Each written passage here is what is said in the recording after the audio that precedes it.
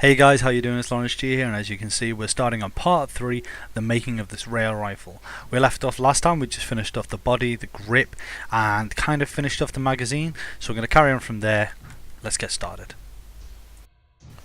So as you guys can see, we're working from where we finished off last time. We just finished off the body, the magazine had been half made, the pistol grip and the trigger had been done, and the stock was ready for the butt, the rifle butt to be put on. But as you can see here, we're capping off the end and just welding some vertices together.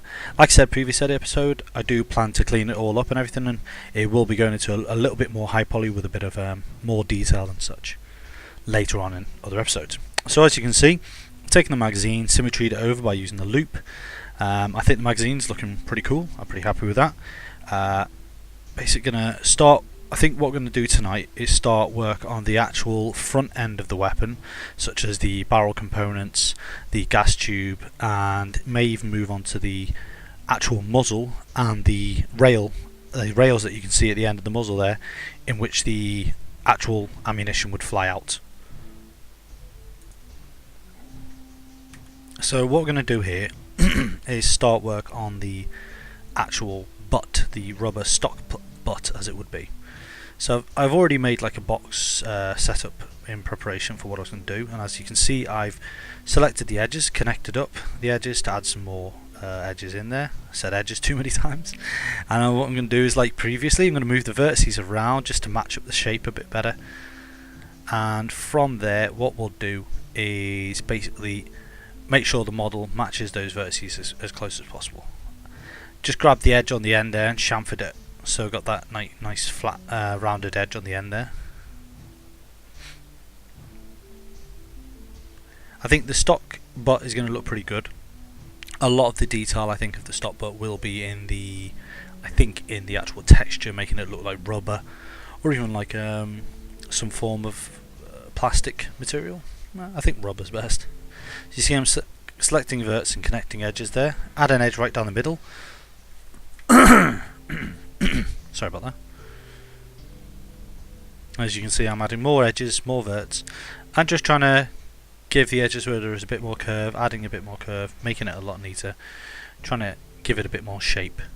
Like I said, this is the high poly model, so I can just add edges and make it quite detailed as much as I want, of course, because this is the model on which the low poly is going to be based, and the low poly is going to then have the texture burned into it.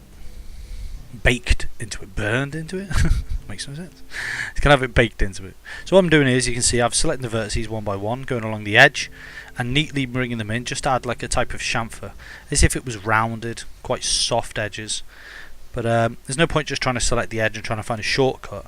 It's sometimes a lot neater just to get the thing done slowly, carefully. And remember that there are sometimes shortcuts and sometimes there are not. Don't always try and rush your models. Take your time and just enjoy it. As you can see here, I've got the gun back and the rifle body back, sorry, and I'm kind of looking at what the stock looks like. I've added a chamfered edge there just to make it a bit more rounded, of course. I'm going to bring it in, shrink it in a bit, scale it down center-wise, and then I'm going to modify the pieces to fit. I'm going to modify it to fit the gun a lot more neatly, a lot neater is the word. As you can see, selecting groups of vertices there and just moving them around. It's not much complication. It's very similar to the first way I was doing the gun. I mean, it's all about adding edges and moving vertices around in a manner that that brings the shape together. As 3D artists, we know it is about getting that shape, and you have to alter edges and vertices quite neatly to get it right. So as you can see, I've just halved the gun, halved the body and the stock in just only. So then what I can do is neaten it up by selecting the middle vertices, and then I'll symmetry those over, and I'll have a complete gun. So you can see here, I'm going to work on this gas tubing.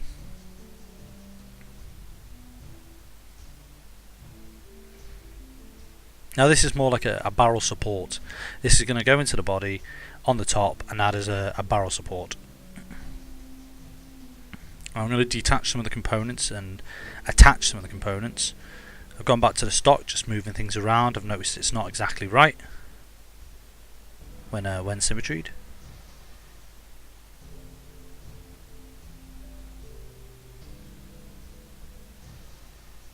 So once again, I'm cutting the gun in half, attaching items, selecting vertices in the middle, scaling them in, wrong scale form selected there, scaling them in so they're nice and straight, and then later on I'll symmetry those over.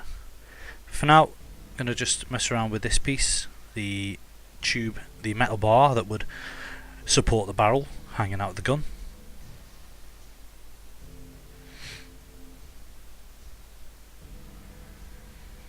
And then I think we'll decided to work a bit on the muzzle.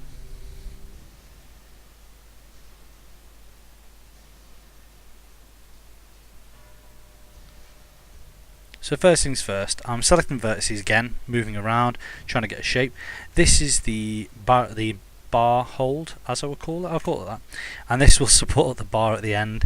I'm trying to give it kind of like a rounded look, as well as a kind of a, what's the best way to, it's kind of like a notch in which the metal bar will sit in.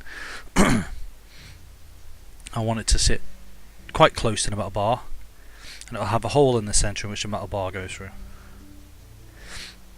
Now on a standard kind of gun rifle, this metal bar would be considered a gas tube, as it were, which would help support the barrel. So I've made a new cylinder here because previously what I've done is symmetried over and by accident kind of added an edge in the middle where I've symmetried it over by accident. This means I can lower the amount of polys on the actual tube itself, on the cylinder, and then I can add more to it, make it more detailed, and then later on it will look a lot more detailed once I've added more subdivisions to it. Let me stick out the end slightly. I feel as though that's a lot neater. I'm going to add a single edge in the middle. Move this to the middle. Scale it in. As you can see, I'm just kind of working again like I did in the first part of these videos. If you haven't seen the previous episodes, please check them out. If you're watching this episode and you haven't seen the previous episode, you may not be able to follow where we're coming from. If you already have a knowledge of what I've done, then that's okay. I hope you're enjoying these videos anyway. But as you can see, what I've done there basically is to make the hole in the middle for the bar. I've created a vertex in the middle. I've then connected the vertices to the corners, and then selected the vertices in the middle again and chamfered those vertices to create a hole in the mesh. This is sometimes, in my eyes, a neater way. You can use a boolean. A boolean can actually create a hole in the mesh exactly the same way. However, sometimes with a boolean, depending on how you do it, you have to neaten it up afterwards, or you will be left with a lot of cleaning to do up later on. So all I've done there is use the center vertices, manually created a hole, and then manually moved the vertices around to try and match up with that cylinder. It is a bit of a longer process, I think, but it does come out a lot neater sometimes. But like I said, you can use a boolean. So once I've made this support at the end there, which we will work on a bit later and make a little bit more detailed, add something to it, maybe some minor details just to make it look a bit neater. However, remembering that this is for TF2, it's all about the large details instead of the small details. A lot of the items on this gun will be overly proportioned to fit in with the style of TF2i. That's what I'm trying to go for anyway. So you can see here, I've selected an edge, and then I've dot looped that edge. And then what I'm going to do is, after dot looping the edge, I think what we'll do is chamfer the edge in, or either extrude the edge to create flutes.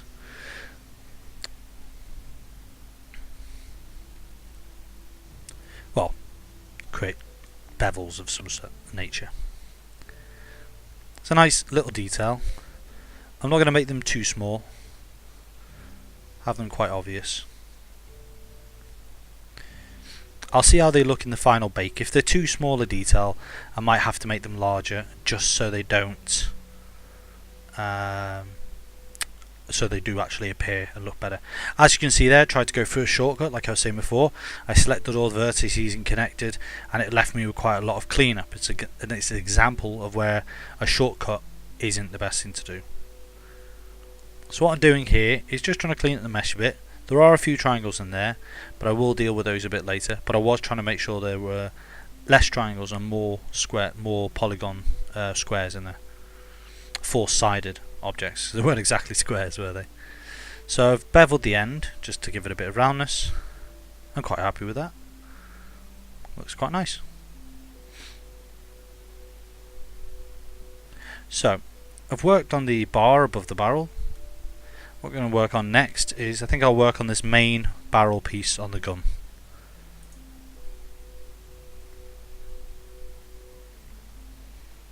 I think what we're going to do is, this is in which the magnets would be, or the electromagnets, the items that actually throw the metal shard down the barrel at a large velocity. So I want to try and give an idea of what it would look like inside, because usually with this kind of weapon, most railgun ideas, designs is usually two metal bars and there are magnets all the way along and you can see them. Mine are hidden away inside the gun, and I want to show that by actually creating some sort of a protruding object, as it were, on the side of this barrel piece.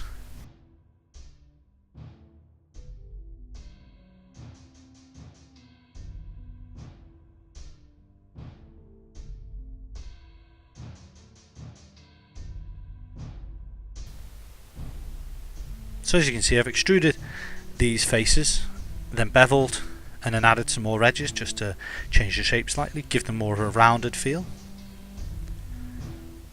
I think they're looking neat. I'm going to chamfer these edges so it's a lot more rounded on the edges, not so sharp. I don't really want there to be many sharp edges, 90-degree edges, in the high poly model. It would be better to make sure that there are less 90-degree edges and more rounded, chamfered, or just, if you're doing your sub D, you need to make sure that they're more rounded than sharp.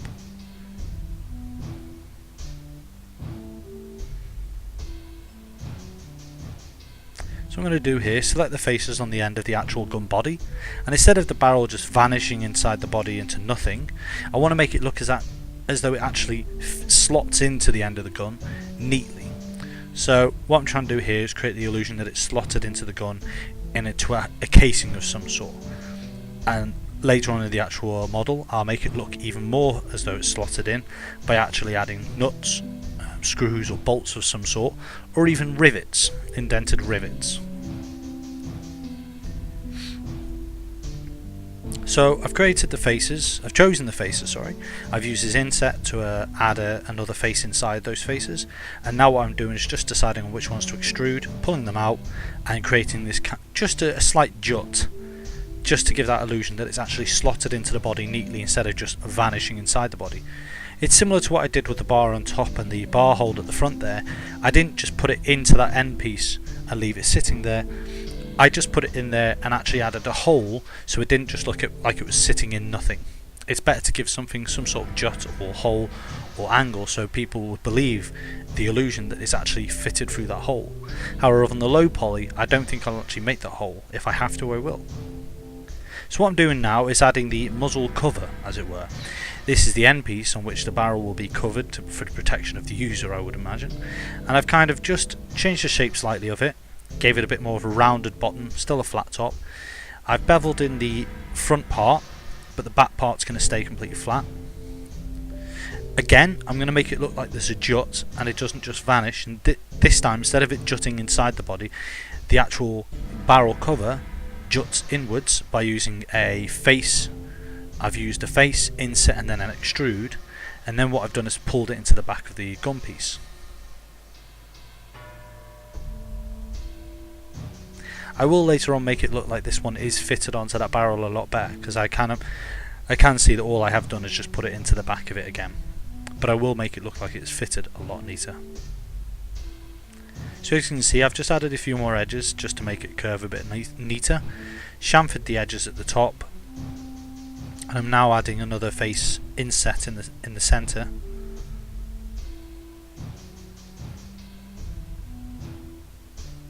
Just clean up those edges that I've deleted, neaten it again.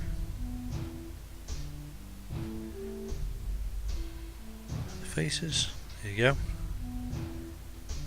I've cut that in half, symmetry it so it's a lot neater. So I'm going to take these edges and chamfer them.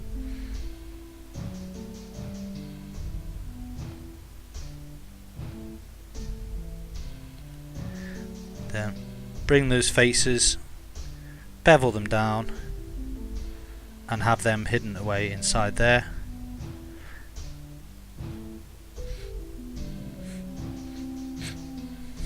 It will be a lot in the texture which will hide a lot of the inside of that, so the user isn't completely aware of the illusion. I'm aware that I have kind of just made a hole and the barrel, the metal bars will just be sitting in it. However, there will be a lot more to it later on once I've added a few more subdivisions and tried to work a lot more on the design. I want the illusion to work a lot better basically.